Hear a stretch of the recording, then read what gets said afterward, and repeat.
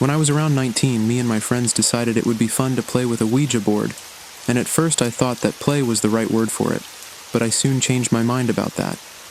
Apparently, one of my friend's parents had owned one for years, so we borrowed it. We often hung out in my dad's shed, as it was fitted out more like a summer house of sorts, and it meant we could talk freely, usually about the normal rubbish teenage boys talk about, but we thought it would be a good place to try the Ouija out. The first couple of tries were mostly a waste of time because none of us took it very seriously, just having a laugh moving the planchette and writing out abuse to each other.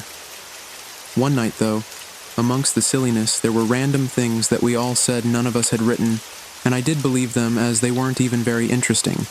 A few names, none of anyone we knew, and one specific thing I can remember was "play not games," which sounded more like broken English. Once it seemed to a couple of us that there might just be something to this thing, we decided to have a serious try this night. No joking, no making up words or taunts. Just give it a go for real. By now, 2 out of the 6 of us had decided to sit it out as they were bored with the idea, but still sat away from the table and watched. I could tell everyone left playing were all of a similar mind than me, and wanted to see if the thing actually worked. So we sat around the small table, lit a few candles, and turned out the light. Things were pretty slow at the start, and the planchette didn't move. Then it began rushing around the board, but missing the letters and being erratic. No words were being made, but there was certainly an energy, and mine and my friend's fingers were having trouble keeping up. Suddenly, it stopped dead in the center of the board in a clear space. By now, our 2 friends that weren't playing had a new spark of interest and came over to watch, standing at either side of me. The planchette finally started to move again, but in a much more controlled way, and went to H, then E, then L. I was sure it would go to P next, but I was wrong. It spelled out, "hello." I'm not sure if it was to answer the writer, or just to acknowledge what it said, but we all repeated hello. After a short pause, it was on the move again, and this time it spelled out the words, "Can you see me?" We all looked around a bit unnerved by that, but could see nothing other than each other, and a few dark corners that the candlelight didn't reach. The friend to my left was called Joseph, and he said, "No, we can't see you. Where are you?" And the board replied, "Above." Every one of us quickly looked up to the ceiling, and we were all visibly scared, but we could see nothing. Before we moved our eyes back to the board, the planchette started moving. Our attention went back to it, and 4 letters were spelled out, H-A-H-A. We all looked around at each other, and I for one was hoping to at least see a smile on one of my friends' faces to give away that they had been moving it, but all I saw were wide eyes and fear. Joseph spoke up again and asked, "Who are you?" There was a pause, then it spelled out power. Not a name, but not one of us liked that answer.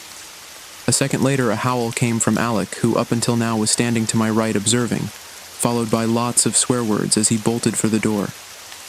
Without knowing what had happened, we all ran after him, and nearly squashed each other pouring out of the door and into the garden. We ran as far from the shed as we could, and when we reached the wall of my house, Alec was blabbering hysterically saying that someone had grabbed his shoulder.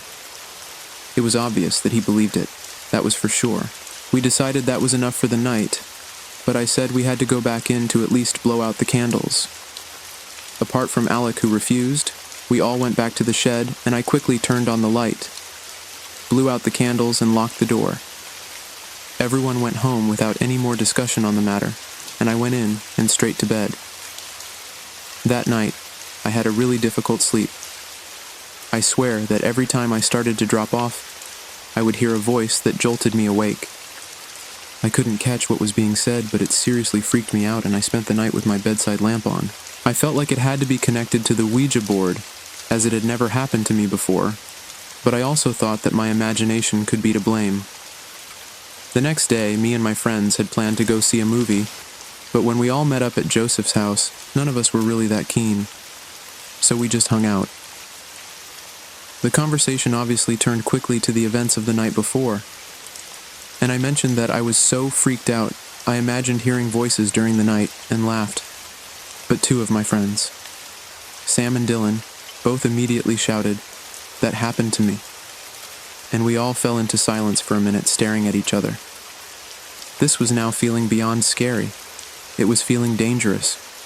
How can a person defend themselves against something that shouldn't even exist? We had a long talk about what was the best and next thing that we could do about the situation. I suggested that maybe we would have to use the Ouija board again to find out what exactly we were talking to, and although not one of us, including me, wanted to do that, it seemed to be our only option. We decided that the following night we were all free, so we planned it for then.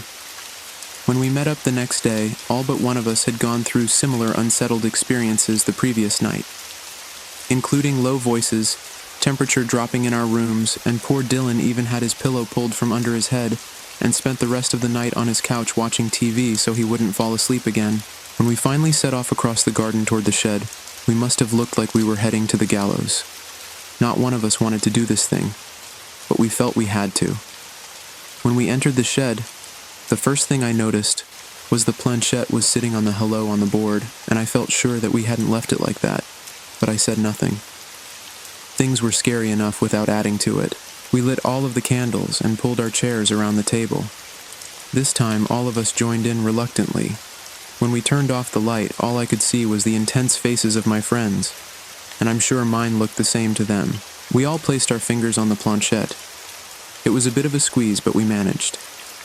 This time I decided to ask the questions, so I said, "Are we speaking to the person we talked to the other night?" The planchette slid over to the no, so I said, "So you're someone different?" It centered itself, and then slid back to the no. Just as I was about to ask, "How can both answers be no?" the planchette continued and spelled out, "person." No person. We all looked around at each other. Then I asked, "What are you then?" After a pause, the planchette once again spelled out power. I didn't really know what to reply to that, so I just asked, "Are you the cause of the things that have been happening to us at night?" Once again, as it did the previous time, it spelled out, haha. I automatically, and without thinking, said, "Well, I don't think it's funny." With that, the planchette began circling the board aggressively. I could see some of my friends' fingers slipping off as they tried to keep up with it.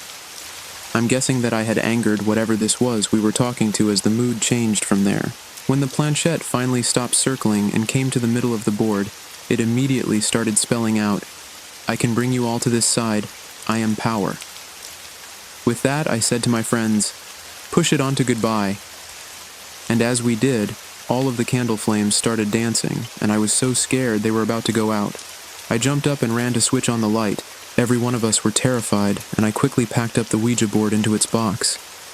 By then, most of my friends had run out and were standing on the lawn. As I followed them, the light turned out on its own, and I practically dived through the doorway. I slammed the shed door behind me, and we all took off like rockets to my house. This time we talked about what had happened, and really none of us had any suggestions about what to do, apart from burning the board, but as it wasn't ours, that was out of the question. So, on the following days, we shared our experiences of the previous night's events.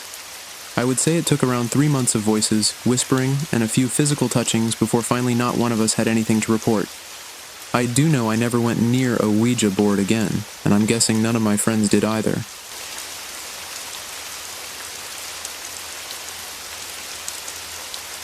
Many moons ago, I had a job at a local restaurant, and it wasn't a great experience. Part of my duties was to bag up all of the uneaten food and empty bottles, or any and all rubbish really, and take it out to the dumpster that was in the alley out back. I normally managed to do this in one journey, but on occasion I had to take some, and then go back for more. On the opposite side of the alley was a wall of the building behind us that had graffiti. Most of the time I would glance at it on my way to the dumpster, but over months it never changed. It was just a sort of habit maybe because there was little else to look at in that alley, and the job I was doing hardly needed much attention. But one night as I glanced over, I was surprised to see something new had been added. I was actually pleased to have my eyes rest onto something else for a change. It looked like whoever had done it had used chalk of some kind, and had drawn a picture of a bird with its wings outstretched in flight. I was very impressed with the artistic talent, and they had used shading too. It was really very nicely done. I remember thinking to myself, if it's chalk, it would be a shame if it gets washed away when it rains. For the next few nights I admired it as I was going about my duties, and then I had a weekend off. On Monday night I was back at work, and when I went out into the alley, I noticed straight away that the bird had gone, and in its place was a picture of a mountain with clouds. And it was obvious to me that it was done by the same hand as the bird, because it was also done in chalk and had been shaded to a high standard. I was a little sad to see the bird had been replaced, but I have to admit to being a little excited by the possibility of seeing more artwork to break up my tedious job. That night after work, I was sitting at home relaxing before bed, and I heard small taps on my window. When I got up to look out, it was raining quite heavily. I remember thinking I hope it stops before work tomorrow night, and then immediately thought, damn, the mountain will get ruined. The next morning when I woke up, it was still raining heavily, and it continued like that until I started work at 4 p.m. It wasn't until 11 p.m. that I did my dumpster run, and as I opened the door, expecting to see that chalk mountain smeared all down the wall, I was shocked to see it was untouched, and it was still in perfect condition, incredibly. I threw my bags in the dumpster and nodded in approval at the mountain. Then my shift was over. The next night while doing my run, as I walked into the alley, my jaw dropped as in place of the mountain, there was now a much larger scene, and it was so detailed. It was a lake with trees around it, and people standing looking onto the water. I was now thinking that this person is wasting real talent, sneaking around dark alleys with practically no audience. Although I appreciated beautiful and interesting artwork in my boring working day, I was really starting to wonder who would go to this much effort in a place where not many people would even see it. I even started to tell my work colleagues about it, and some went to look, but most just looked at me like, who cares? Up to this point it had all been a welcome mystery, but my mind started to get really curious about who was doing this and why. Over the next 3 weeks it went from the lake scene to a pride of lions, then to a jungle scene with trees and large-leaved plants, a collection of butterflies, a city with large high-rise apartment buildings, then to 2 people on a park bench, one with an arm around the other, as if consoling them. It's hard to explain, but at this point I was feeling as though I was the only person appreciating these images, and the thought that they were being put there for my appreciation only made me feel very uncomfortable. For one thing, I knew nobody in my personal life that was capable of such artwork, and for another, I knew nobody that owed me so much time and effort, especially for me to see only as I was putting out the trash at work. The unlikeliness of the situation started to bother me, and I would think about it when I was sitting at home, and none of it made any sense. As one-off, yes, but not this constant, repeated work. I began feeling like I was being watched while I was in the alley, because surely the artist would want to see my reactions, but as much as I looked around, I never saw a soul. The night I changed my routine was the night that changed everything. Up until now, I had quite a few times been up close to the artworks to appreciate the detail, but this night I decided to run my hand over the edge of the picture. I don't know if it was to see if it was actually chalk. Maybe I was hoping that it was some clever transfer. Like I say, I'm not sure why, but as I slid my hand over the bricks, the picture smudged. Definitely chalk. I immediately felt bad that I'd done this, and as I was standing there telling myself how stupid I was, the kitchen supervisor popped his head out and shouted that there was some more trash. I dutifully returned to the kitchen to grab the bag of trash. When I walked back through the door into the alley, I was stopped dead in my tracks. In the couple of minutes that it had taken me to get to the kitchen and back, the picture had changed. The park bench picture was now gone, and in its place was an altogether different one. Not only a different picture, but with a different feeling about it. It was a figure chained to a wall surrounded by fire. I couldn't move. Not only did it seem unlikely that someone could have wiped away the first picture and drawn another so quickly, it also meant that they must have been watching me. It was obvious to me that I had angered the artist by touching and ruining his work, and the whole thing now felt dangerous and more like a stalker situation. Spinning my head around to look in all directions, I ran to the dumpster, threw in the bag, then ran as fast as I could, back into work. That night at home, I didn't sleep a wink. My mind raced with questions. I didn't know whether to be more scared of the fact that they must have been watching me, or that they drew a new picture in a mere couple of minutes that seemed impossible, or at the very least manic. Either and both of those things scared me. Was the picture a threat? It looked like a scene from hell. Was I being told I had done something very wrong, or was it a threat to my safety? I thought about calling the police, but how would they take it?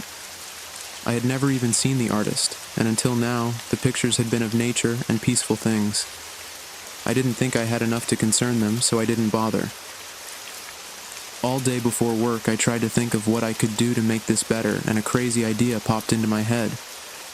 I went out and bought a pack of chalk and took it into work with me. When it was time to take out the trash, I took one stick of chalk with me. When I opened the door to the alley, I immediately saw that the picture had changed again. It was an eye. Not just any eye, it was an angry eye. After looking around, I threw my bags into the dumpster and cautiously walked over to the eye. As chilling as its message was, I was in awe of the work. The detail was fantastic. I quickly took out my stick of chalk, chose a brick above the picture, and wrote SORRY. Nothing else. I returned to work and went home shortly after. I thought about it a lot that night and the next morning, hoping that I had made my message clear. When I was at work that night, my emotions swung from hopeful to worried, and I was praying for the night to go by quickly. When trash time finally came around, I slowly opened the door to the alley. As I looked up, all I saw was sorry. My sorry. There was no artwork, no picture. Nothing. The word I had written on that brick stayed a while, and just gradually faded away, but the secret artist never created for me again.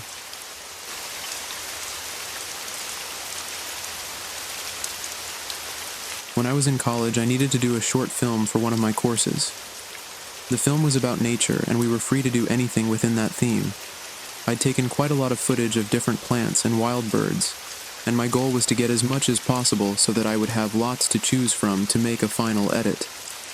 After reviewing everything I had one night, it dawned on me that everything was filmed during the day, and I thought it would be a nice touch to get footage of nature at night, and maybe would even make my video stand out from the rest of the class.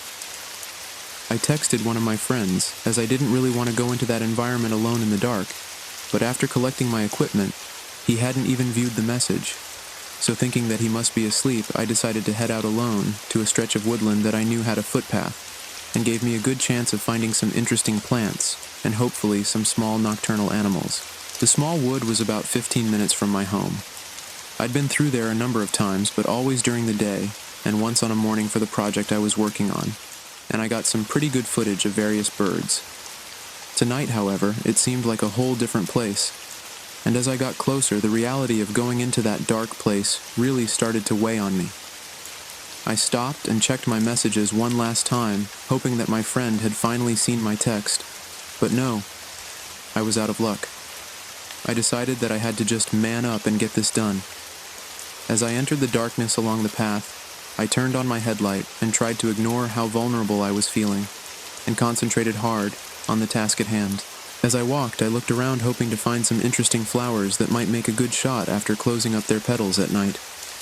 I did manage to get a few seconds of video, although it took quite a while to get my headlight in the right spot. I was scared as the only thing I could see was directly in front of me, and my peripheral vision was pitch black.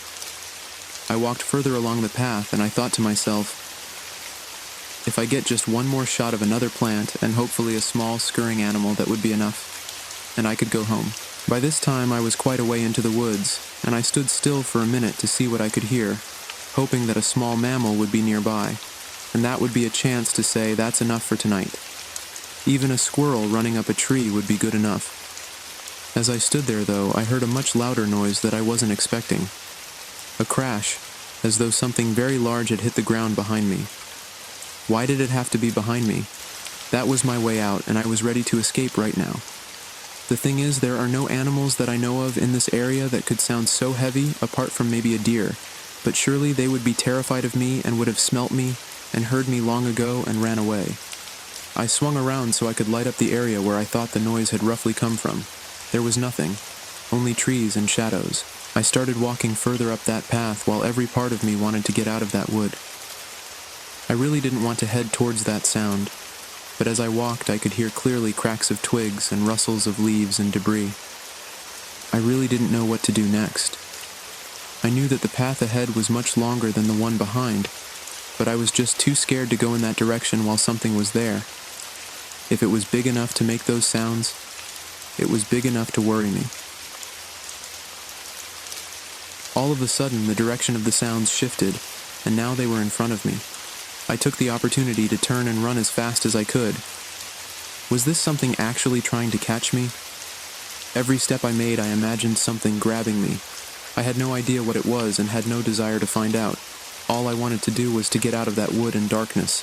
I finally ran out of the woods onto the streetlight lit road, but I carried on running for a further 100 yards before I dared to stop and turn around. When I did, I saw 3 figures just standing at the entrance of the path and still cloaked by the darkness. Weirdly, they were on 2 legs and human-like, but what human can negotiate darkness without any light source? I quickly took a still picture with my camera and then headed home as fast as I could. On examining the photo I took, it had failed because of the distance and the lack of light where they were standing.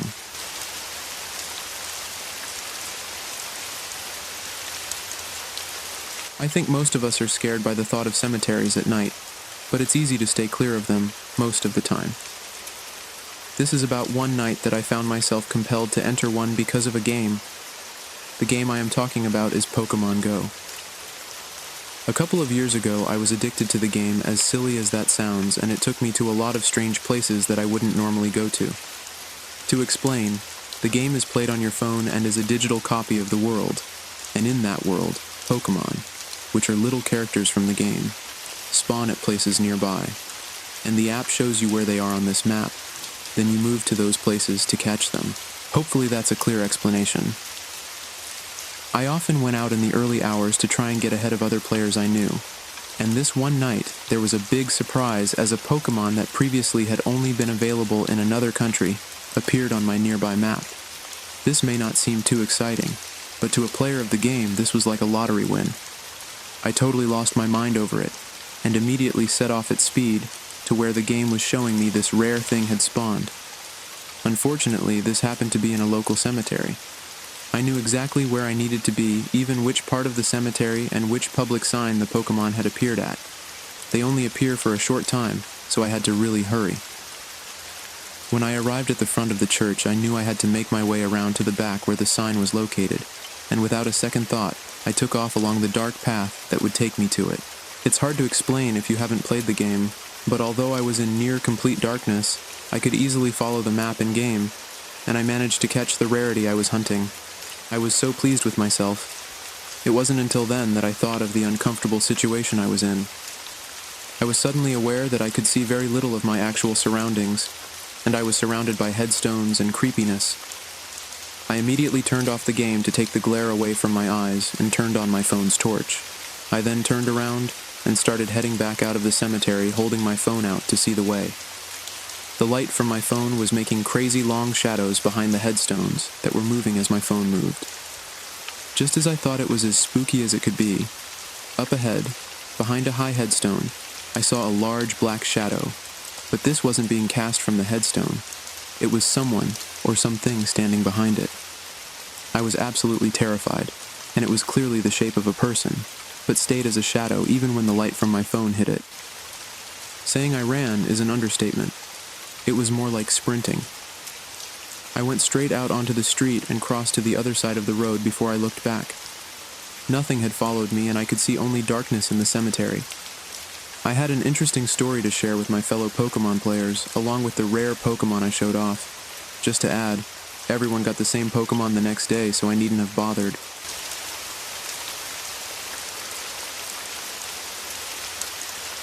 A few months ago, I woke up around 2 a.m. to this loud thud coming from downstairs. It sounded like something heavy fell, so at first, I thought my cat knocked over a lamp or a stack of books. That happens sometimes, so I wasn't too worried. But I called out for her, and she didn't come. That was strange. Usually she's right there, meowing for attention if I so much as move in my sleep. I lay there for a second listening, hoping it was nothing. Then, I heard it. Footsteps. Slow, heavy footsteps, like someone was deliberately walking through my house. I live alone, so the second I heard it, my heart started racing. I sat up in bed trying to convince myself that I was imagining things, or that maybe the noise was coming from outside. But the footsteps kept going, moving from the kitchen toward the hallway, getting closer to the stairs that led up to my bedroom. I froze, gripping the edge of the bed. I thought, maybe it's a neighbor? Maybe someone's at the wrong house? But deep down I knew that wasn't it. I've lived here for years and no one's ever accidentally come inside. I was scared to move, scared that whatever, or whoever it was, would hear me. My mind was racing, trying to figure out what to do. Should I sneak out of the window? Should I hide? I grabbed my phone, hands shaking, and tiptoed toward the bedroom door. Just as I reached for the knob, the footsteps stopped right outside my door. I froze again, holding my breath, not even daring to blink. The house was dead silent, except for my pounding heart. Whoever was out there wasn't moving. They were just standing there like they were waiting for something. I was too scared to open the door, too scared to do anything except stand there and listen, trying to make sense of what was happening. After what felt like hours, but was probably just minutes, the footsteps started again, slow and heavy, heading back downstairs. That's when I finally snapped out of it. I dialed 911 as quietly as I could, whispering into the phone so whoever was in my house wouldn't hear me.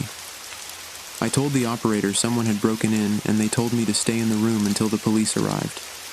I was shaking so badly I could barely hold the phone. I kept thinking, what if they come back upstairs? What if they realize I'm here? It didn't take long for the police to show up, but every second felt like an eternity. I could hear the sirens in the distance getting closer, and all I could do was hope they'd get there before anything else happened. Finally, I saw the flashing lights through the window, and the sound of footsteps outside as the officers came up to the house. When they got inside, they searched every room. They didn't find anyone.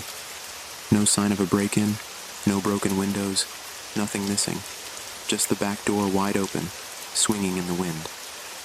The officers asked if I had forgotten to lock it, but I know I didn't. I'm careful about that, especially at night. The weirdest part is I never heard the door open or hear anyone leave. They did a full sweep of the house and the yard, but there was no trace of anyone ever being there. The police tried to reassure me, saying it was probably a mistake. Maybe the wind pushed the door open. But that doesn't explain the footsteps.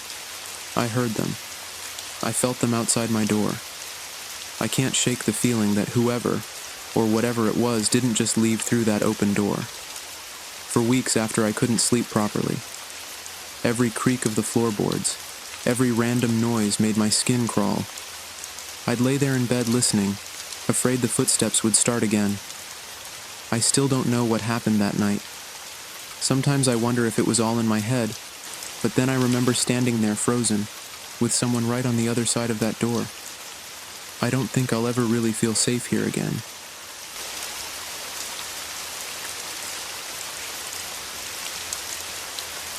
I went on a date a few months ago that still gives me chills. We met on a dating app, exchanged a few messages, and he seemed nice enough, charming, polite, decent photos. We agreed to meet for dinner at a cozy, well-lit restaurant in the city. I always make sure to meet in public places, just to be safe. From the moment I saw him, something felt off. He looked like his photos, but there was something strange in the way he moved, like he wasn't comfortable in his own skin. His smile was too wide, his eyes a little too intense. But I brushed it off, thinking maybe he was just nervous. First dates can be awkward, right? The conversation started normally enough. Small talk about work, hobbies, the usual stuff. But the more we talked, the more he started asking these weird personal questions. He wanted to know things like, do you live alone? And, have you told anyone about tonight? He asked it casually, like he was just making conversation, but it didn't feel right. I laughed it off and tried to change the subject, but he kept coming back to these oddly specific questions. By then I was starting to feel uneasy. I checked my phone under the table, just to see the time, and when I looked up, he was staring at me in a way that made my skin crawl. His smile had dropped and he was just watching me, like he was trying to figure something out. I made an excuse about needing to use the restroom, and as I got up he said, "I'll wait for you." It wasn't what he said. It was how he said it. It sent a shiver down my spine. I went to the restroom, locked the door, and stood there for a few minutes trying to collect myself. My gut was screaming at me that something wasn't right, so I texted my friend, telling her to call me with an emergency in 5 minutes, so I could leave. When I walked back to the table, he was still sitting there, but he wasn't looking at the menu or his phone. He was staring straight at the spot where I'd been sitting like he hadn't moved an inch since I left. The second I sat down, he leaned forward and said, "You shouldn't have done that." I froze. "Done what?" I asked, trying to keep my voice steady. "Left me alone," he replied, with that same unnerving smile creeping back across his face. It's rude to walk away like that. Before I could respond, my phone rang, and it was my friend with the fake emergency. I pretended to listen, then told him I had to go. He didn't argue, just sat there watching me, still smiling. I grabbed my things, threw down enough money to cover the drink I'd had, apologized, and rushed out of the restaurant. As I walked to my car, I looked behind me and saw him standing in the restaurant entrance just watching me. I jumped in my car and locked the doors, then drove off as fast as I could. The whole way home, I kept checking my rearview mirror, half expecting him to be following me. He didn't, thank God, but when I got home I checked my phone again. He had sent me a message that simply said, "I'll see you soon." I blocked his number, deleted the app, and never went on another date from there again. I still don't know what his deal was, but I wasn't prepared to find out. A bit of advice for anyone using dating apps: make sure you see a picture of the other person smiling, at least, because I would never have agreed on a date if I'd seen his first.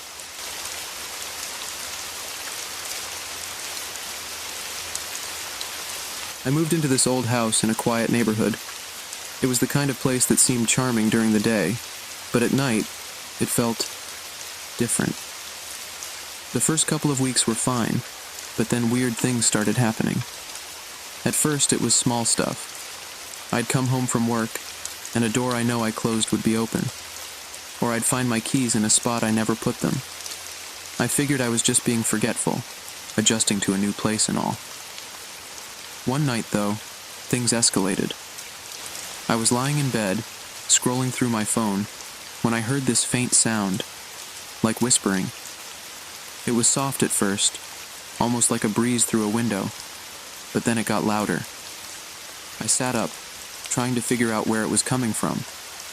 I could hear it coming from the hallway just outside my bedroom door. My heart started racing because the voice sounded like it was trying to say something, but I couldn't make out the words. I got up, thinking maybe the neighbors had their TV on or something, but it was after midnight, and the walls weren't thin enough for me to hear that clearly. I opened the door and stepped into the hallway, and that's when the whispering stopped. Completely. Like someone had hit a switch. I stood there for a second, holding my breath, waiting to hear anything, but it was dead silent. I went back to bed, a little shaken but trying to convince myself it was nothing. Maybe the wind. Maybe I was just tired. But then it happened again the next night. This time, the whispering started the moment I turned off the lights. It was louder than before, clearer, but still too muffled for me to understand. It almost sounded like two people were having a conversation, but there was something off about it, like the words didn't make sense or weren't in any language I knew. This went on for a few nights. Every time I tried to catch where it was coming from, it would stop the second I left my room. I started getting paranoid, hardly sleeping, just lying there waiting for the whispering to start again. I even asked my neighbors if they heard anything strange at night, but they looked at me like I was crazy. They hadn't heard a thing. One night, I'd had enough. I decided to stay awake and see if I could catch whatever was making the noise. Around 1 a.m., I heard it again. This time, I grabbed a flashlight and stepped into the hallway. The whispering didn't stop this time. It got louder. I followed the sound down the hallway, and it led me to the attic door. I'd never been up there. The landlord had told me it was just storage, nothing worth checking out, but the sound was coming from behind that door. The closer I got, the louder it became. My hand was shaking as I reached for the doorknob. I was half expecting to open it and see someone standing there. But when I opened the door, all I found was the attic staircase, dark and empty. I shone the flashlight up the steps, calling out, "Hello?" The whispering cut off, just like before. Total silence. I don't know what possessed me to do it, but I started climbing the stairs. My heart was racing, but I had to know. When I reached the top, there was nothing. Just dusty old boxes and some old furniture. I started looking around, shining the light into every corner, but I didn't see anything unusual. No speakers, no signs of anyone ever being up there. But just as I was about to turn and leave, I heard it again, right behind me. I spun around, shining the flashlight in every direction, but I was alone. I ran down the stairs, slammed the attic door shut, and locked it. That night, I slept with all the lights on, but the whispering didn't come back. The next morning, I called the landlord and asked if anyone had ever complained about strange noises in the house. He seemed surprised by my question and told me that years ago, a man who lived there had died in the attic. Apparently, he'd had some kind of breakdown and locked himself up there for days before they found him. I moved out a month later. To this day, I can't shake the feeling that whatever was whispering to me in that house wasn't just in my head. Sometimes, when it's really quiet, I swear I can still hear it, just faintly.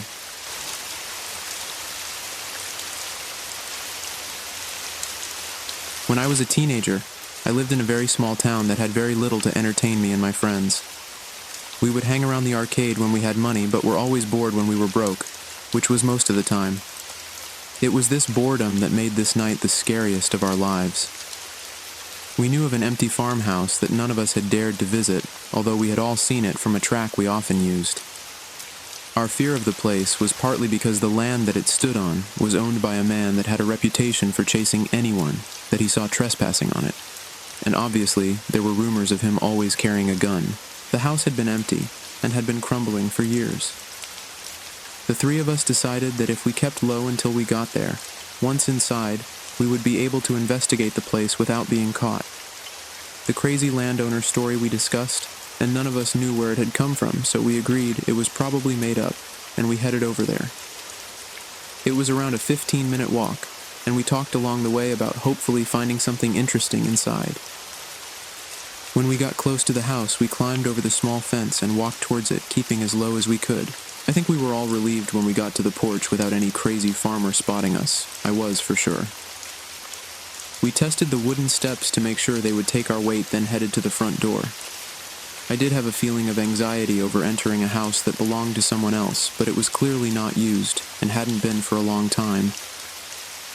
The wood was rotting, and although the windows still had glass, the frames looked like they could fall out any second. The door was closed, but unlocked. We slowly opened it and looked around before going in just to make sure it was safe. At least it had a floor in there, and looking at the place, we weren't sure that it would have. I was the last to walk inside, my two friends ahead of me, but they only went a couple of steps. Then I closed the door. We scoured the room. The furniture was so old and dusty, and the walls were peeling. I think it was obvious there was going to be nothing exciting in there, but it was good to finally see inside. And we weren't bored, at least. We went into the other two rooms, and they were the same as the first, covered in thick dust on every surface and mold in every corner. There was a staircase, but up to that point none of us had mentioned it. But now that we had seen everywhere else, that was the next place to explore. It might sound strange, but even though we had already looked around the ground floor of a dark, damp, and crumbling house, the thought of going up those stairs was way more frightening. But we did. We stuck close to each other as we climbed, and I reckon we were all geared to run straight back down at the drop of a hat. When we got to the top, there were 3 doors, and 2 of them were wide open. We could see inside the one closest to us, which was a bathroom, the foulest I've ever seen before, or since. We very slowly walked toward the other open door, and when we entered the room we all stopped and looked at each other in confusion as facing the window, on a tripod, was a really expensive-looking telescope. Beside that, on a small table was a Bible, but what really freaked us out was that there was a knife that had been stabbed into the cover of it, so that it stood up vertically. I can't say how weird and scary that was to see, and we all ran for the stairs, clearing them in a few jumps and screaming. Almost dived out of the front door and ran as fast as we could across the grass and poured over the fence to the track. We didn't stop running until we were close to town, and we split up and went home. It was the next day I told my parents.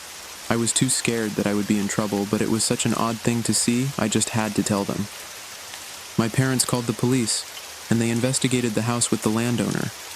Nothing was found in that bedroom, but the police told our parents that the glass in that window had been cleaned while all of the others were very dirty, and they could tell someone had been there for a while. They said it could have been a hunter. Why the stabbed Bible, though? Anyway, me and my friends were warned for trespassing and given a long talk on the dangers of entering unsafe buildings, and that was the end of it. Not until I was an adult, though, did I think to myself, we never saw behind the closed bedroom door. He could have been in there, and things could have been a whole heap worse.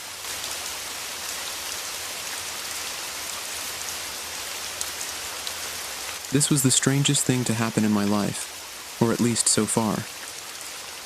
Around 20 years ago, I started seeing movements in my peripheral vision. I ignored it at first and put it down to tiredness, as I never really managed to get enough sleep. I used to read a lot in bed, though, and it started to really distract me. I would see dark movements and have to turn to look in that direction, but there would be nothing there, at least in the beginning. This affected how involved I could get in my books, so I actually had to stop my bedtime routine and started listening to music to fall asleep.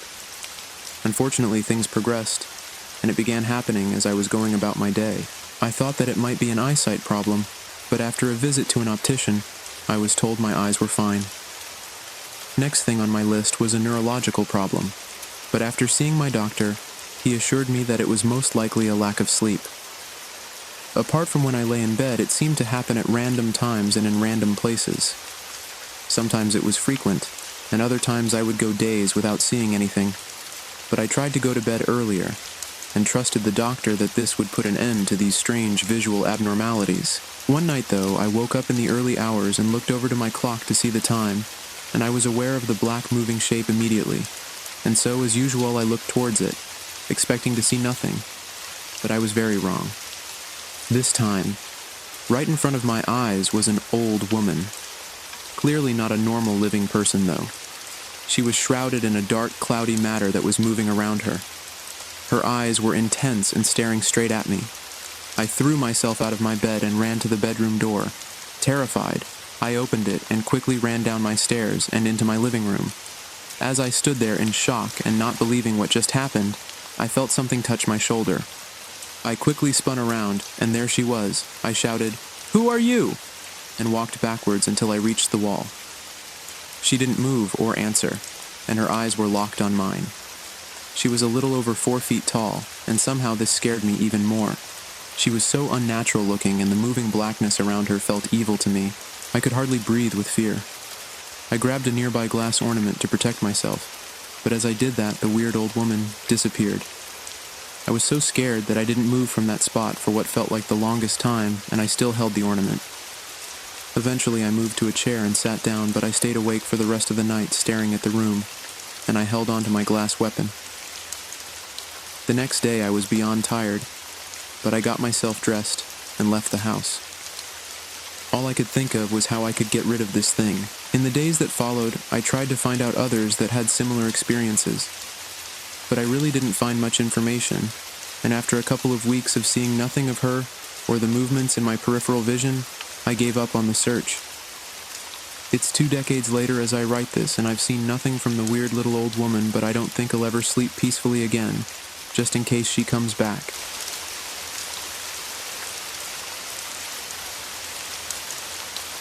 I'm not sure if my story is of interest to you, but here goes. When I was around 14, my friends and I decided to play hide-and-seek or hide-and-go-seek if you're in the US. We were a little old for that, but it was suggested, and all 4 of us agreed. As we were playing outside, we decided that the seeker would count to 100, to give the hiders a chance to get away from the seeker, as our starting point was a park with lots of space. We chose who would be the first seeker, and as he began counting, the rest of us ran in all directions. I had the bright idea that if I roughly kept count, I could get as far away as possible before needing to actually hide, and hopefully be the last to be found. I hated being the seeker, and the next seeker would be the first hider to be found. At first, I just ran and counted, but didn't have a real plan for where I was going. Then, as I ran past a hedge, I noticed the small woods that I figured I could make it to in the count, and anyway, if I didn't, I could just drop into the long grass and be well hidden anyway. By the count of 80, I had made it to the tree line, so my plan was going well, and I stopped counting and went further in, but not too far, as it was already starting to get dark, and I wasn't that brave. The woods here didn't have massive trees, and had all been planted to repair or hide land that had previously been used for industry. All the same, there were lots of them, and between them was overgrown, so I carefully sat down behind a tree. I hoped that my breathing would slow down before my friend got here, if he ever did, as I was proud of how far I'd come, and how well I was hidden. From that direction especially. None of us had considered how dark it was getting before we started. But now, as I looked around the woods, it was certainly obvious to me at that moment. I was feeling uneasy at that point, but even where I was, I would hear the voices if one of the other friends had been found. But all I could hear was the rustling of leaves in the wind. 10 or 15 minutes must have gone by, and I found myself daydreaming to pass the time, and I remember thinking about a holiday that my family had planned for us, and how excited I was about it. As I was drifting in my imagination, I was jolted from it by a rustling sound. I looked around to see if I could detect one of my friends, hopefully not Adam as he was the seeker, but I could see nothing. I made as little noise as possible, even slowed my breathing down and slid a little further down against the tree trunk. It was dark enough by now to make it hard to see far, but I stared at the trees for signs of movement. I concentrated hard on keeping as still as possible so that if it was Adam, he might not find me. I was trying my hardest to locate where the rustling sound had come from, and then I heard it again. It was in front of me and to the right, so I kept my eyes on a tree that was around that area and probably 12 feet from where I was. As I stared, I imagined any second one of my friends would appear, but what came from around that tree terrifies me even now, over 40 years later. Whenever I think about that night, what walked out in front of me that night was a figure that was alien to me, and I believe that is exactly what it had to have been. It was small in height, around 3 feet tall, very light in color, totally without any kind of fur or hair that I could see, and its shape was definitely not human. Its arms were proportionately long, its legs short, and its head far too large for its frame. It walked on 2 legs, and even with the now near darkness, I could see that it had very large eyes. I actually had to stop myself from screaming, because that's exactly what my natural response to this was, and it was about to happen. So far, the thing hadn't shown that it had seen me, so my best defense was to lie still and try to be silent. I could hear my heartbeat in my head, and it was racing. I watched with wide eyes as it slowly walked into the overgrown area between the trees and directly in front of me. As I lay there watching, I was breathing as slow as I could in case it heard my breaths. It was looking around and up to the tops of the trees as if searching for something. My mind was racing, going through so many scenarios of what might happen if it saw me, none of them good. Just as I was thinking that a few more steps in my direction, I was sure it would see me. Then I heard voices, my friends' voices shouting my name. The thing heard them too. It moved as if startled, looked in the direction of my friends' voices, then slowly started moving in the direction it had come. By now I was almost passing out with fear and needed more air than I could get into my lungs, breathing quietly. As it walked behind the tree it had come from, I was desperate to get out of there, and although I could still hear the rustling of it walking, I jumped up and bolted towards the edge of the wood. I wasn't even sure where my friends were exactly, but I ran in the direction the thing had looked when it had heard them. I realized just how dark it had become as I stumbled through the long grass, but once I got away from the trees, I saw 2 of my friends about 100 yards away and I headed to them. Before I even reached them, I shouted, "Run!" I wasn't ready to stop yet, that was for sure. They both just stood there looking at me and tried to talk, but I ran straight past them. That was enough to freak them out, and they ran behind me until we reached the park. The rest of my friends were there, but I was so out of breath and scared I couldn't tell them what I'd seen. When I finally calmed down enough to speak, I explained to them what had happened to me. I forgive anyone that doesn't believe my story. I wouldn't either, if it hadn't happened to me.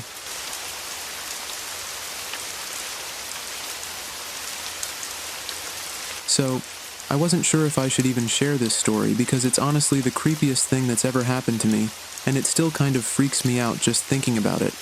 But I figure if I put it out there, maybe it'll help someone else who's going through something similar. Anyway, here goes. This all happened when I first moved to a new city. I had just gotten a new job and found a tiny apartment in an older building. It wasn't fancy, but I liked it. Until I started getting these really weird calls. The first call came the first week I moved in. I was surrounded by boxes, completely exhausted, when my phone rang. It was a number I didn't recognize, but I picked up anyway, thinking maybe it was a neighbor or the landlord, but nothing. Just silence. I kept saying, "Hello? Hello?" But nobody answered, and after a few seconds, I just hung up. I figured it was a wrong number or something. No big deal, right? But then, the calls kept coming. A few days go by, and I'm still settling in, exploring the neighborhood, just trying to make myself at home. But these calls, they don't stop. Same unknown number, same silence. And sometimes, I swear I could hear someone breathing on the other end. By now I'm starting to get freaked out. So I blocked the number. Problem solved, right? Well, nope. The calls start coming from different numbers, and then, just to make it weirder, I start noticing these tiny, almost unnoticeable things in my apartment. Like, I'd leave something in one spot, and later, it'd be slightly out of place.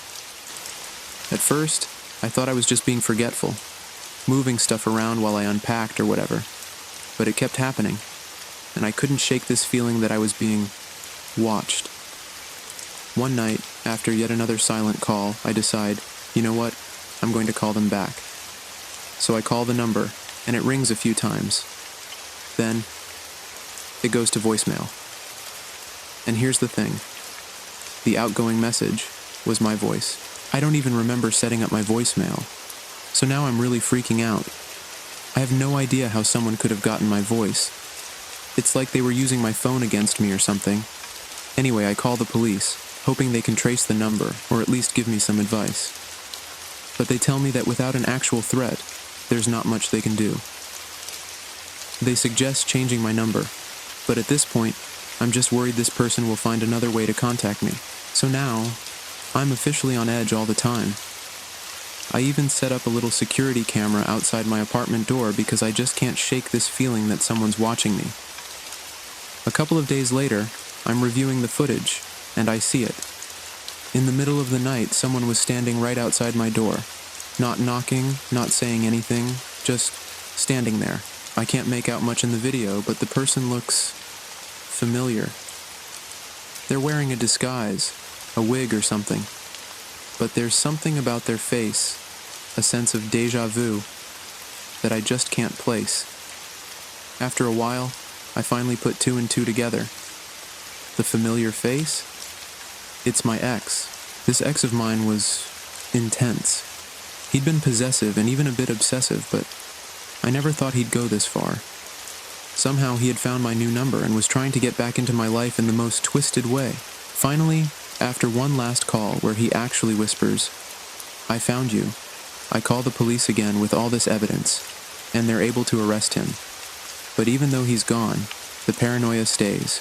I eventually moved to a new place, but I'll be honest with you. Every time I get a call from an unknown number, I still get chills. It's like, I'll never really be able to shake that feeling of someone watching.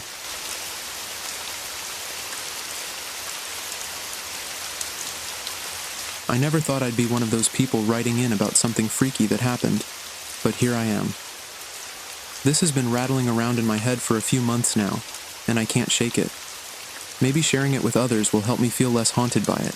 It all started on a Friday night. I was driving home from a work event that ran way later than expected. I live out in a rural area, about a 45-minute drive from the city, and the quickest way home takes me through a stretch of road where I'm lucky if I see another car or two the whole way. That night, it was already past midnight when I started the drive, and a thick fog had settled in. I turned down the volume on my radio so I could focus better, squinting into the distance as my headlights tried to cut through the thick mist. About 20 minutes in, I saw what looked like a figure standing on the side of the road up ahead, just barely visible in my high beams. At first, I thought it was a deer, or maybe someone having car trouble, but as I got closer, I realized it was a man, just standing there on the shoulder, staring into the road, his clothes damp and wrinkled like he'd been out there for a while. I slowed down a little, thinking maybe he needed help, but something felt wrong. He didn't signal for help. He didn't move at all. He just stood there, rigid, with his head tilted slightly down, staring at me as I passed. His face looked off, like maybe he was in pain, but it was the eyes that got me. They looked empty, glassy, like he wasn't really there, if that makes any sense. I kept driving, but a chill ran down my spine, and I found myself constantly glancing in my rearview mirror, half expecting to see him standing in the middle of the road. But for the next few miles, the road was empty. I tried to shake it off, but I couldn't stop thinking about him. About 10 minutes later, I saw another figure up ahead. My heart started pounding. It was the same man, same clothes, same stance, standing in exactly the same way. I was sure I'd left him far behind, but there he was, further down the road, as if he'd just appeared there. I drove past him again, faster this time, and kept checking my rear view, expecting to see him get smaller as I drove away. But when I looked back, he was gone. Completely vanished. Now, I was officially freaked out. I kept telling myself there had to be some logical explanation, but deep down, I felt this sense of dread. I sped up, eager to get home as fast as possible. Not even 5 minutes later, I saw him again. This time, he was in the middle of the road, just a few feet ahead. I slammed on the brakes, and the car skidded to a stop inches from him. He didn't flinch, didn't move a muscle, just stood there, staring at me with those hollow eyes. And then slowly, he lifted one hand and pointed down the road, as if guiding me toward something. That was it. I was done. I reversed and tried to find a way around him, but as I did, he vanished again, right there in front of my eyes. I can't explain how, but he was just gone.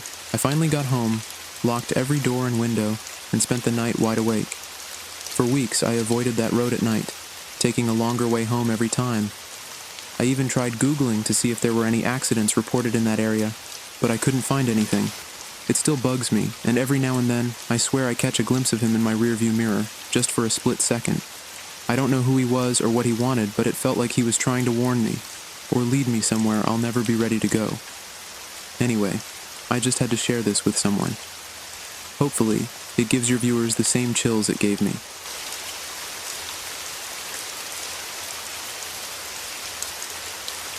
It was just one of those nights, you know? I had to work late, so by the time I was finally heading home, it was already dark. Normally, I would have just taken a cab, but it was nice out, and I thought the walk would help clear my head. So, headphones in, I started the 20-minute walk back to my apartment. I figured I'd listen to a podcast, something to distract me from the late hour and how quiet the streets were. About 5 minutes in, I got that feeling. You know the one, when you just know someone's watching you. I glanced back quickly, trying to keep it casual, but the street was empty, and there was no one there. I laughed it off, telling myself I was just being paranoid. It's late, it's dark, it's normal to feel jumpy, right? But then I noticed something weird. Whenever I walked around a corner, I'd see this faint shadow behind me, like someone was just far enough behind that I couldn't make out any details. I tried to tell myself it was my own shadow, stretched out weirdly by the streetlights, but it didn't quite make sense. The way it moved, it was just a little too deliberate. I picked up my pace, and the shadow did too. Every time I sped up, it matched me.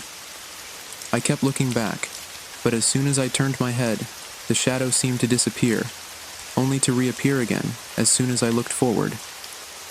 Now, I was really freaking out. About halfway home, I ducked into a little convenience store. I thought if I stayed inside for a few minutes, maybe whoever was behind me would get bored and leave. The store was empty except for the clerk, and as I wandered the aisles pretending to browse, I kept glancing at the door. No one came in. After what felt like forever, I took a deep breath and left. The street was quiet, and I didn't see the shadow. I relaxed a little, laughing at myself for getting so worked up.